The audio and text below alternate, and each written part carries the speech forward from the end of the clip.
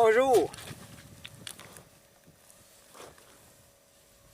Canne à dandiner avec un appareil sonore. C'est un mix qui est pratiquement imbattable. Pourquoi je dis ça? Regardez cet avant-midi. J'ai 4 beaux poissons de prix. Les 4 sur ma canne à dandiner.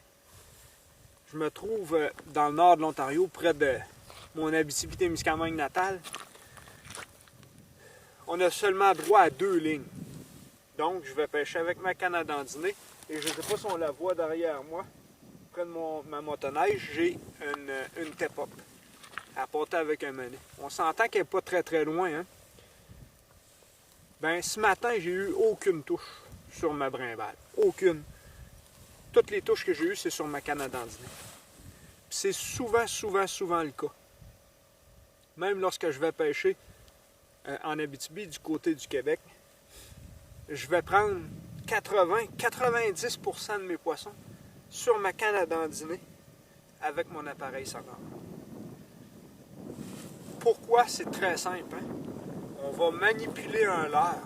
On va avoir une panoplie de leurres qu'on va pouvoir se servir. On va manipuler ce leurre-là. On va être capable d'émettre plein de vibrations dans l'eau, plein de reflets dans l'eau, ce qui va aller chercher nos poissons. Surtout que, dans mon cas, je n'ai pas le droit de pêcher avec des menhirs vivants. Donc, on s'entend qu'un leurre qui va bouger en permanence va être beaucoup plus attirant qu'un menet ou tout autre appât sur une brimbale qui ne grouille pas.